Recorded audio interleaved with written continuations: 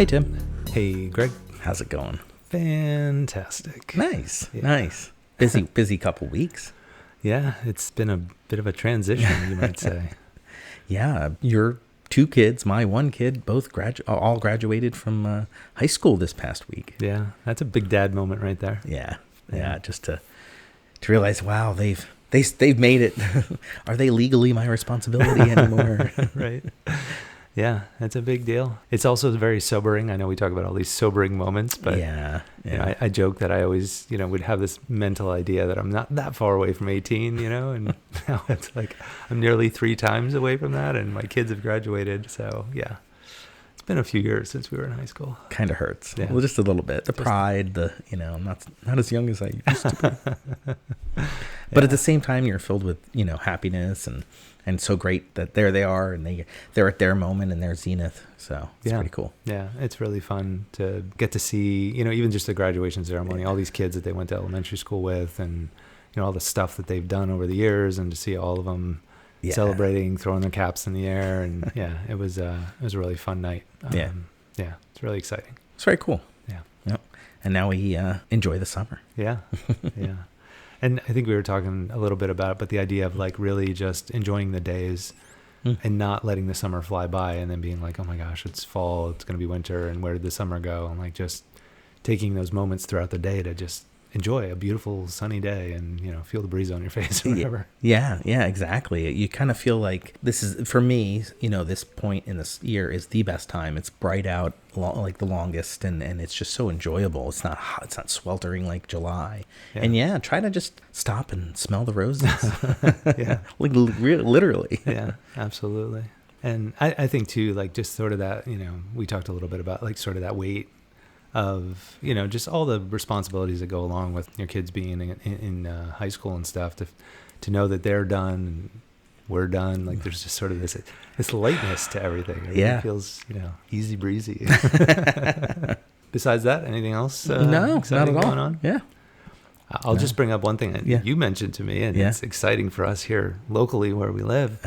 Got some new pickleball courts that just popped up. I'm excited to see them. I heard you were over to check them out. Yeah, my son Joe said to me last night, he's like, yo, want to do something? I said, let's go play pickleball. Yeah. So we checked out the new courts, and they are fine. Yeah. There are no cracks, grass growing through the cracks. The nets are not sagging or ripped in the middle. And it's really nice. It's pretty cool. Yeah. I'm excited to get over there and test them out. That's fun. Yeah. I did all right too. Played all right. It's fun too that I know you mentioned Joe is is happy to play, and I know Michael's played before, and Jack and his buddies and Will, they've all been going down to the courts and playing. It's hit that tipping point where it's like the young kids are playing, we're playing. Yeah, we got the seniors that we play against that kick our butt. Like it's across the board. I see high school pickleball teams in the not too distant future. Yeah, totally. Yeah. I can. I don't think that's even a doubt. I think it's going to become a thing. Well, I think I told you I had stayed in a hotel in New Jersey, and across the street was this huge, like a restaurant and like all these pickleball courts. Yeah. And the name of the place was called like the Pickle House or something like that. Yeah. So it was they had indoor pickle, like 12 indoor, 10 outdoor, and they had served food and beer. And I was like, oh yeah, this is awesome. Yeah. I mean, the pairing of a beverage, a little something to eat, play some pickleball. It's fantastic. Yeah. They even had like showers, so you like go get ready and you can go. Yeah, it's pretty smooth. Yeah, we got to get one of those over here in the Greater Lehigh Valley. Absolutely. Yeah, that's great. Yeah, it's not why we're here today, though. No, I don't think it is. I think last episode we were all about May of 1986 and that's how awesome it was, and there were so many cool, unique 80s events, things going on. Yeah, and we mentioned we'd probably do some movie reviews, and sometimes we say that and then we don't do it. But this time we're actually going to make good on our promise to do a review of one of those movies we mentioned, Big Trouble in Little China. Yeah, it's a crazy movie. It really is. I mean, I'll just say real quick, I didn't think I'd seen it since I was probably, if it came out in 86, I feel like I saw it years later on, like my neighbor had rented it on VHS. Gotcha. And we watched it at his house. And I would guess I was somewhere between like 9 and 11. Well, I guess if it was 86, I mean, I couldn't have been 9. It had to be at least, maybe it was the year after. So maybe I was 11. Okay. Like in 87 or something like that. Yeah. I did not remember a lot of it, but the monsters and like all the stuff that was like real, like to a 11-year-old would have been scary or like startling. Yeah. Those are all the things that I was like, oh yeah, I remember that. But a lot of the rest of it, I was like, I don't remember any of this. That's funny. Yeah. That's funny. Yeah. I don't know I think I first saw it on HBO. I don't think I would have saw this one in the theaters. Maybe I did. I don't think so. And then, HBO over a summer would play a movie and play that same movie like 30 other times during that week. And so I've seen it a number of times, and I just fell in love with the movie. Just the whole rhythm and absurdity of it was just fantastic. Yeah, the balance of like intense, really long fight scenes with like sort of the almost like Indiana Jones, you know, they're like going through the caves, and I was like, are we going to see Teenage Mutant Ninja Turtles in the sewers? The weird monsters that would just pop out of nowhere. I mean, it was wild. Now, for those of you who haven't seen Big Trouble in Little China, it stars Kurt Russell as Jack Burton, Kim Cattrall as Gracie Law, and the sidekick, quote unquote, to Kurt Russell was Dennis Dunn, who played Wang Chi. Now, the only other notable person, which I really want to talk to about later, was James Hong, who played Lo Pan, the nemesis, who of course was in Seinfeld. Yeah, right. Yeah. And most recently in Everything Everywhere All at Once. Yes. Yeah. Yeah. Well, and there was a bunch of other actors that, throughout our movie life that we've seen movies, there's a lot of character actors that have shown up in other movies that were, I don't know if this was their first movie, but definitely they've been in a lot since then, specifically to, some of the fight scenes and things like that. Yeah. Like the bad guys with the mustache. Yeah. Same guys would show up in all these movies. So.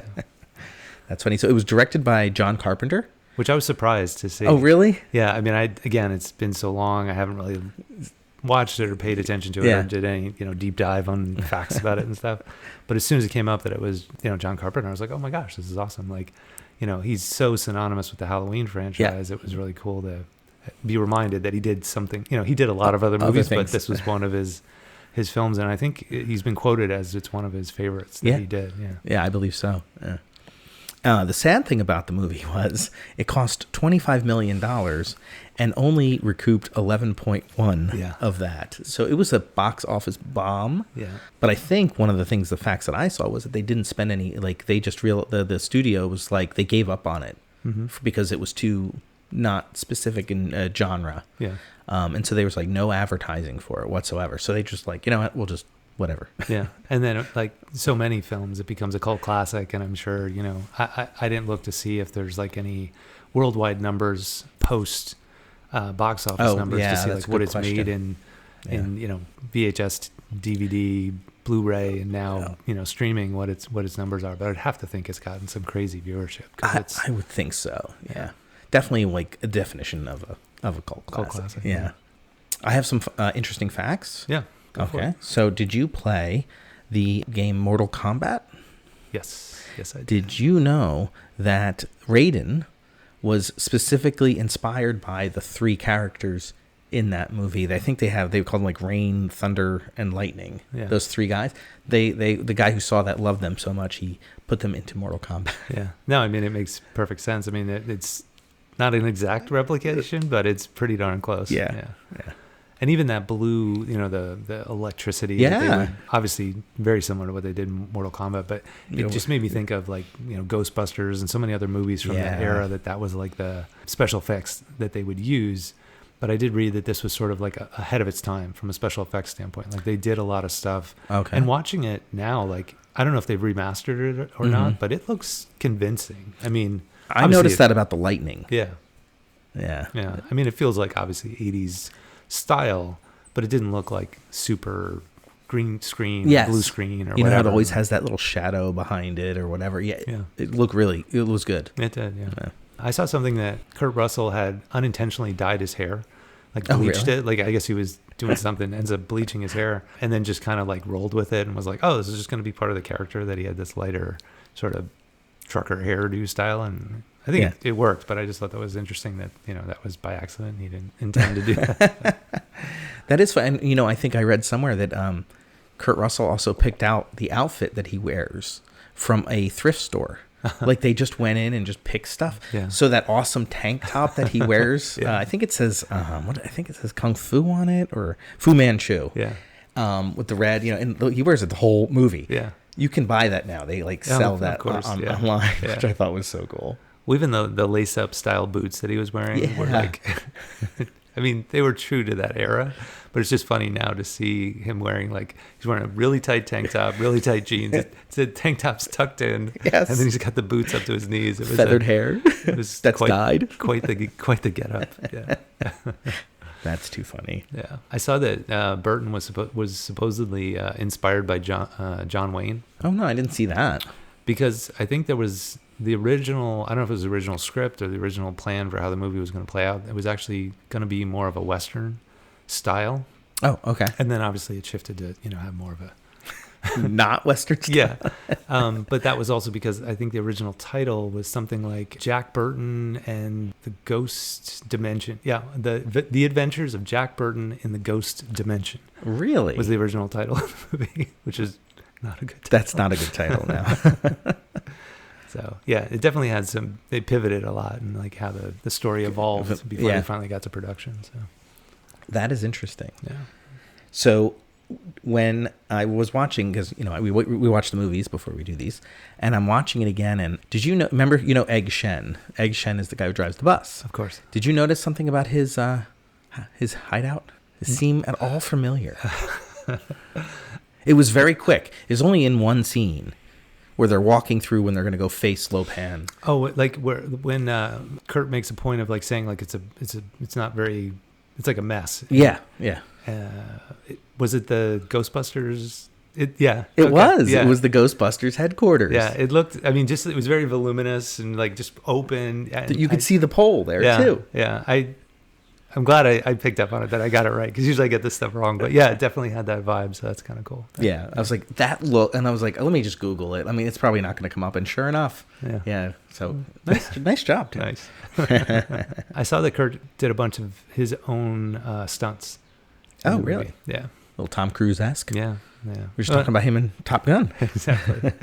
But I think we talked that this was one of Kurt's first movies. Mm-hmm. So it could have been he just wanted to prove that he could do, some of the stuff. Yeah. Because with a $25 million budget, I would think that they had stunt people and stuff. He wouldn't have had to have done it, but it was kind of cool that he did. That is cool. In fact, that one of my other facts was that Kurt Russell learned to drive the truck. Oh, got that double clutch down. So he got that. Yeah. So he was all on board with it. Yeah. And to that point, I just always have to laugh when situational stuff seems odd in a movie, and when they're driving down the alley in the Freightliner, I'm like, in a normal alley, he would have never made these turns. Never, they had to adjust everything out so he could make the turns, because there's no way. There's just no way. But even that truck driving through the alleyway, I don't know what John Carpenter did to the scenery, but it just feels so intimate and unique. I don't know. There's just something about that scene. And then, you're 5 minutes into the movie, and there's guys carrying a coffin in white. There's guys in black, and they're fighting. You're like, what's going on here? It's just so, and really not anything to do with the plot. No. Not really. No, we're just going to throw this in here to just make this movie weird. Yeah. Well, even to that end, there's the one guy who pulls out the guns, right? Everyone else has, swords and everything. And then it becomes a full-on gunfight. They've got Uzis and everything, and the classic 80s pew, pew, pew, pew pew effects, and the truck is unscathed. They are firing there's not a single hole in the front of the truck. I'm like, these stormtroopers, how did they miss the truck? That's so funny. Yeah. So. And then it devolves into this martial art thing, and then it's just so great. I mean, what was John Carpenter doing? Oh, so this is funny. I didn't fact check this, but it said that Kurt Russell sang the theme song. That John Carpenter wrote it, and then Kurt Russell sang it. So I didn't fact check it, but I read that on one of these lists of facts about the movie. So we'll have to find out if that's true. Yeah, because I don't you would think you would hear that kind of song But was it like so buried deep? Like, yeah, I don't know. It could have been like during the credits at the end or something. Yeah, turned it off way before you got so that's funny. Curious. Oh, yeah. Fact check that one. I liked how the movie had multiple unnecessary secret passageways. Yeah. That was this is not necessary, but let's throw one in here, just to James Bond it up or something like that. That was pretty funny. Well, it's funny you mentioned James Bond because like the sort of his main henchman who would do the... Oh, yes.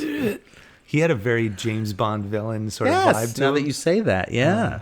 And then, of course, this, like I mentioned, like a lot of stuff I didn't remember, but like the weird scenes really stuck out at the very end when he just becomes super heavy and then explodes. And it looks like they just threw some laundry out. Like it's such a random collection of things that are what he's supposed to look like when he explodes. Yeah. But yeah, that henchman was kind of funny with his grunts and stuff like that. But you're right, though, a little James Bond-esque there. Yeah. That's funny.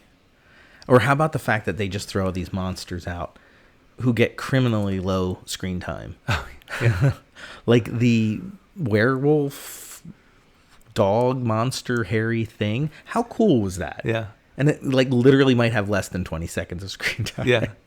Well, and to the point of, the Mortal Kombat creating a character based on, one of the characters, I feel like Blanca from Street Fighter could have very much been inspired by that thing because it had a very like sort of hunched over long big face and kind of, I don't know. It just reminded me of Blanca from Street Fighter. Maybe it did. Yeah. And then of course the ending scene with it where it pops up out of the back of the truck. I mean, it's awesome. Fantastic, right? Yeah. And as a little kid, you're like, oh no, what's going to happen to Jack? Yeah. And it set it up for the idea of a sequel, obviously. And then I heard that's been talked about like forever. It always kind of comes back around that they would do a sequel to the movie, and it's never actually happened. But it's been talked about. I heard that The Rock wanted to remake it. Okay. But Carpenter apparently is not really excited about the idea, which I kind of thought was interesting. Yeah, it's probably more like fans, demanding pushing for it. But yeah, I think it's just more chatter than it is anything. That would be all. I would, there's a lot of remakes, but I think this one lends itself to not a remake, but a continuation. I think you could do a part 2 now, and you could easily write down whatever you want, and just film it, and there's your movie. Maybe it's a Latch-Key Dads production. So I do want to point out one thing, Tim, is that I think Lopan is low-key the best movie villain since Barry Gordy's Show Enough in The Last Dragon. I loved Lopan. Like when he's talking to Jack, he's talking to him and insulting him. He's like, "Oh, you idiot, you moron!" Like he's insulting Jack, and he's like so creepy, and he's a ghost. And then he has his big skull and altar lined with blue neon. I mean, and then he had an escalator put in. I mean, that's the signs of an evil villain who cares, Tim. It's true. It's true. Now that you mention it, the neon around the giant skull and everything, it was, and even the escalator. I just remember like, that seems unnecessary. Got like all these stone built everything, and then it's a lot, really. Yeah. And there was a lot of elevators too, so I guess he just wasn't keen on having to climb things. Yeah. He was too old to walk, maybe. I don't know. That's funny. But yeah, even the way he talked, just like the timbre of his voice and stuff, I think it almost like created the tone for a lot of future characters that would be that sort of villain. Agreed. It was funny. Kind of like one of my favorite movies, and I can't think, Gronk. Emperor's New Groove. Okay. Yeah. There's Gronk and the Evil Queen. Mm-hmm. Like the Evil Queen is very Lopan-like. Yeah, definitely. I can't think of her. She's not a queen, but Yzma. Okay. Oh I knew I'd. Okay. Yzma and Lopan need to get together. Seriously. It'll be one of our crossover movies that we do. I like it.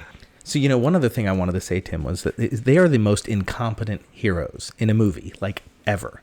All their escape plans get immediately ruined, yet somehow they keep escaping and running around.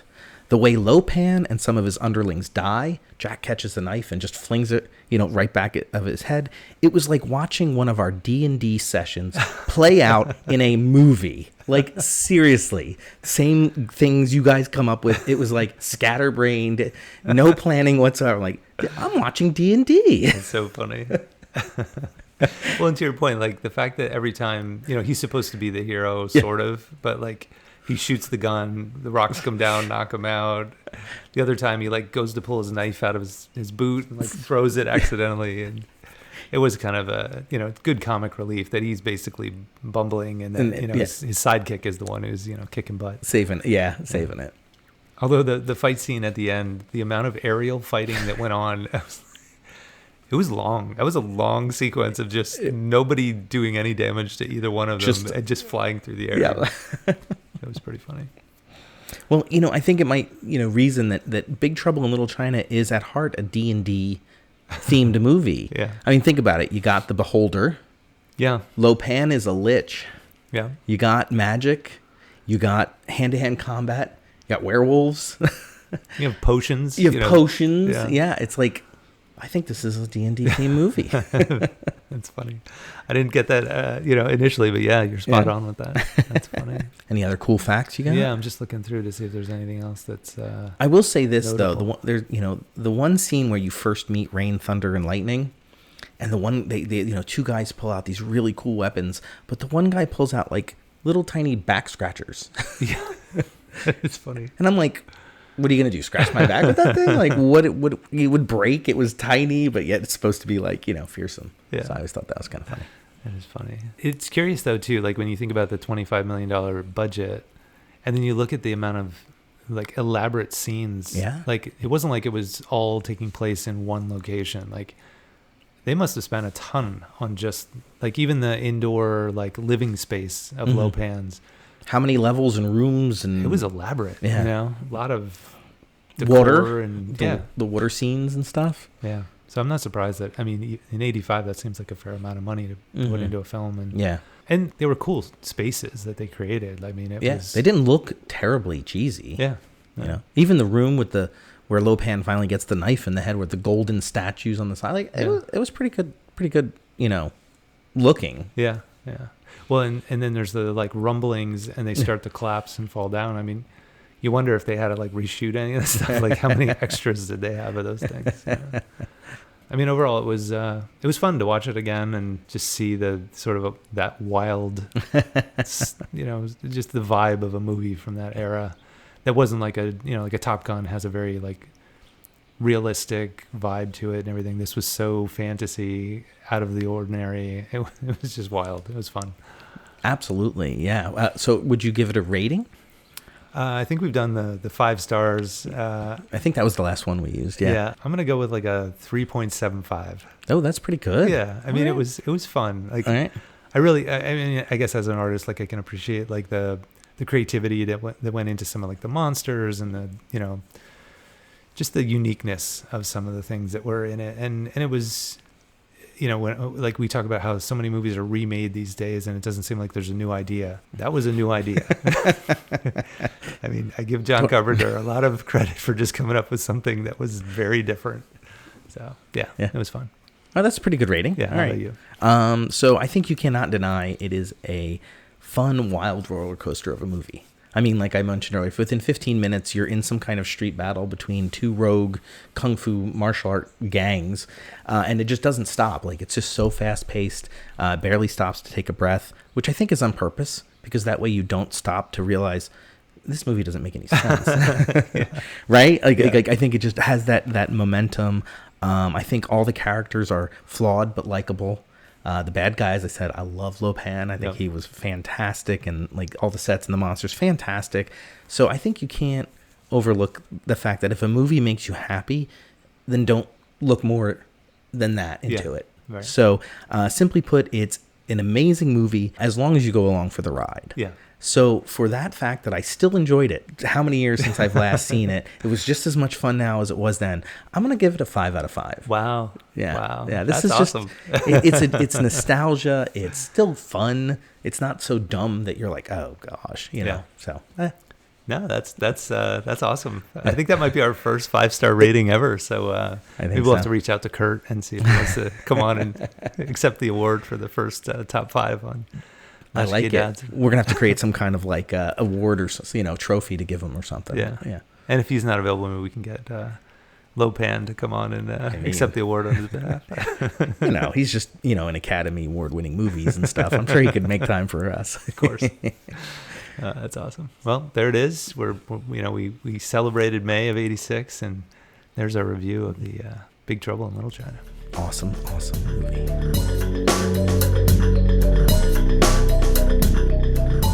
Hey, Tim. Hey, Greg. So I was thinking, and we get in trouble when I think, but I thought maybe we could do a new segment here on Latch-Key Dads. I love it. Okay. What do you got? You ready to roll with it? Sure. All right. So we are Latch-Key Dads. So therefore, why don't we offer a little, our kids aren't going to be home anymore, and maybe they listen to it and they'll get some advice from us. So we'll have a little segment called Dad's Advice. Latch-Key Dad Advice, something like that. I haven't thought this out much. Sounds great. You like it? All right, let's go with it. All right, so it's going to be dad advice. And so we're going to just, give you some advice from our many years of whether it be home ownership, financial knowledge, something, right? Absolutely. And so I thought I'd start with something new that just happened not that long ago. And so my bit of advice is, if an appliance isn't working, unplug it and plug it back in. So I found out, this was about a month ago, all of a sudden my stove stopped working. And it's an electric range, but it's also an electric range that is basically a small computer. Mm-hmm. You can connect it to Wi-Fi. Why anyone needs to connect a stovetop to Wi-Fi, Tim, I haven't figured that out just yet, but you can. And so one day I walk in the kitchen, whatever, and it's just not working. And I'm like, oh man, we just got this thing. So it's covered under warranty. I call the company to get them out to come to check it out. And they said, well, the earliest we can be there is in a week. So I'm like, all right, fine. So 2 days later, I literally wake up in the middle of the night and I think to myself, why don't I just turn it off and turn it back on again? So it's hardwired. So you can't, right. It's hardwired. So I went down. I knew it was on the breaker, flipped it back, and it fixed it. Nice. So everything nowadays is a mini computer. So anybody out there, if something's not working, just unplug it and plug it back in. That might fix your problem for next to, no cost to it. It's great advice. I mean, I feel like over the years, I've done IT for people and stuff like that. So many times the solution is the simplest thing. Yeah. Is it plugged in? Did the cable on your mouse get dislodged? Basic. Yeah. Sometimes that's the answer. So that's great advice. All right. So I have a piece of advice. This is a little slightly different sort of idea, but this is for the young men out there. I guess technically for the young ladies as well. Sure. When you start to use a razor, get a small bottle of isopropyl alcohol and put it in a little sprayer. Okay. You can get them at the pharmacy or something, little pump sprayer. Before you use the razor, a couple pumps right onto the metal blades to kill any germs that have accumulated as it's been sitting.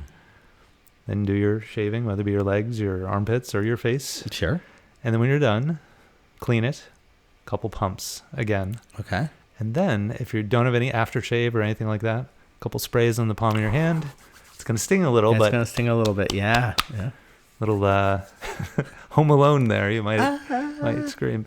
But again, just to kill any germs that may have, happen to find your face with those freshly scraped pores.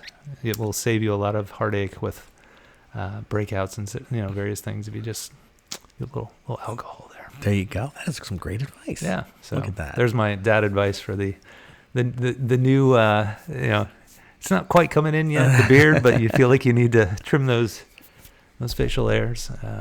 Might help you out a little bit. Like it. Very cool. So there we go.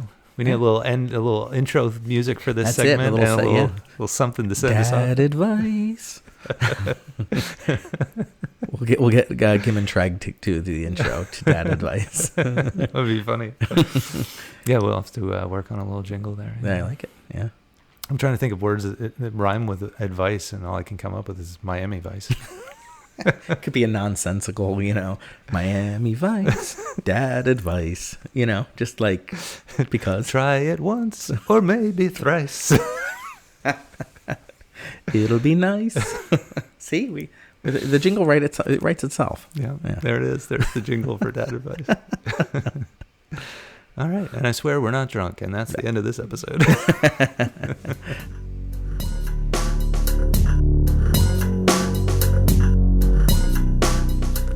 get enough Latch-Key Dad content? Well, check out latchkeydads.com. That's right, Greg.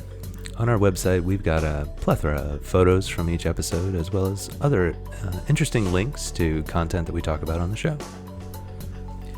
Yeah, Tim, I really enjoy all the pictures that you put up there, as they really bring the episode home. Yeah, I guess I'm not afraid to show those embarrassing photos of my childhood. So, yeah, we encourage you to check out the website, latchkeydads.com, for all that content.